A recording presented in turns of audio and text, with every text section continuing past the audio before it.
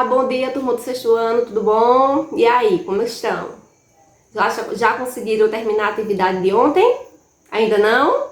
Tá certo, tudo bem, é assim mesmo. Ela é um pouquinho extensa, mas vocês vão perceber que ela vai trazer resultados positivos para as futuras atividades, tá certo? Então, como a atividade de ontem ela foi um pouco mais extensa, hoje eu vou pegar levezinho com vocês, tá certo? Então, nós vamos dar início ao capítulo 6, tá bom? Que se inicia na página 86 e fala sobre a unidade fundamental da vida, que é a célula, parte 2. Por que parte 2? Porque no capítulo anterior, no capítulo 5, nós estudamos a parte 1, que foi a primeira estrutura que compõe a célula, a membrana plasmática, tá certo? Então agora, nessa segunda parte, neste capítulo 6, nós vamos estudar a segunda parte da membrana, que é o citoplasma, tá certo? Então vamos lá, prestem bastante atenção. Da mesma forma que o nosso corpo realiza funções, as células também realizam, elas também têm necessidade de trabalhar para manter a sua vida, né? Vamos dizer assim. E que tipo de trabalho é esse que as células realizam? Que funções são essas? São as mesmas funções que nós realizamos no nosso dia a dia: respiração, digestão, sustentação, locomoção, eliminação de resíduos, reprodução, entre outras atividades. As células também realizam. Então, a partir de agora, nós vamos ver como uma estrutura microscópica como a célula pode ser tão complexa, pode ter tantas informações e tantos elementos contidos nela, tá certo? Da mesma forma que o nosso corpo, ele é formado por órgãos, a célula também tem os seus, tá certo? Só que não vão ser denominados de órgãos. Como eles são muito minúsculos, ficam lá no interior da célula, dentro do citoplasma, eles vão ser chamados de organoides ou organelas, tá certo?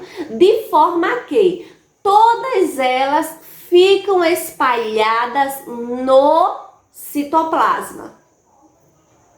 Quando nós falamos do citoplasma, nós temos que compreender, em primeiro lugar, que ele é a porção mais volumosa da célula, tá certo?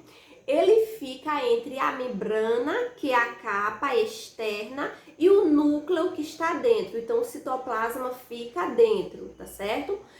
Sendo formado por um líquido chamado de hialoplasma. E dentro desse líquido, espalhado neste líquido, estão as organelas, tá certo? O hialoplasma também é conhecido por citosol, que é um líquido viscoso com a característica gelatinosa, tá certo? Aonde nós vamos ter espalhados dentro deles moléculas orgânicas e fibras de proteínas, tá bom?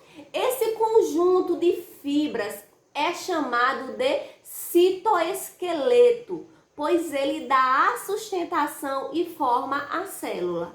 Então, enquanto as organelas realizam a função específica, tá certo? Garantindo o metabolismo da célula, enquanto elas realizam cada uma na sua função, o citoesqueleto vai estar realizando essa função de sustentação da célula. Então, como exemplos dessas fibras formadas por proteínas, nós vamos ter os microfilamentos e também os microtúbulos, tá certo? Microfilamentos e microtúbulos são fibras formadas por proteínas. Para que a gente possa iniciar os estudos sobre os organoides ou as organelas que compõem a célula, nós vamos começar compreendendo primeiro o que são esses microfilamentos que existem na célula, tá certo?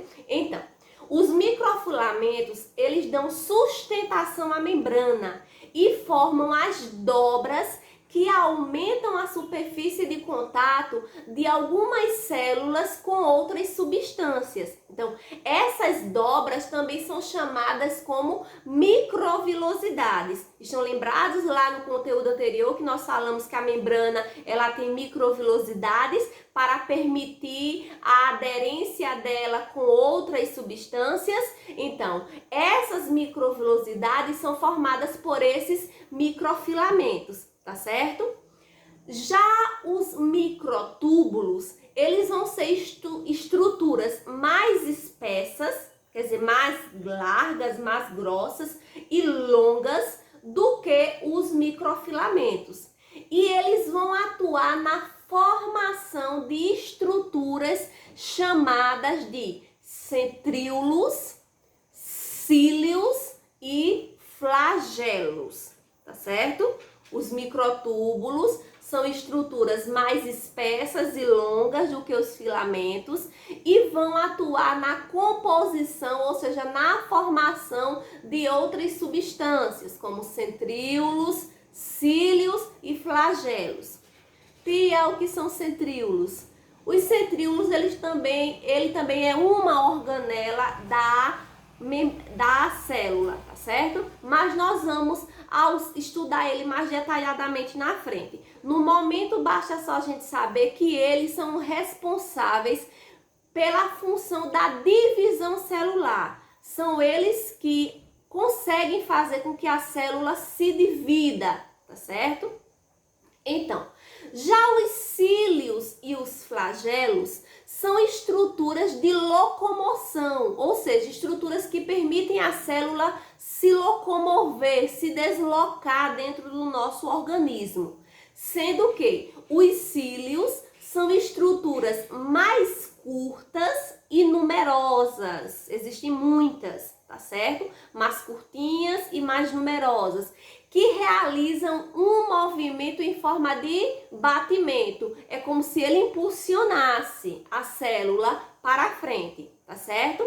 Já os flagelos são estruturas mais finas, compridas e presentes em menor quantidade, tá certo? E o movimento que eles realizam é um movimento ondulatório, ó. É como se fosse um rabinho se movimentando, permitindo assim com que a célula ande, tá certo? Então, hoje nós vamos parar por aqui, tá certo? E vocês vão me responder apenas uma questão que está presente na página 88, tá bom? Mas também me prometam que vão fazer a leitura da página 86 até a página 88, ok?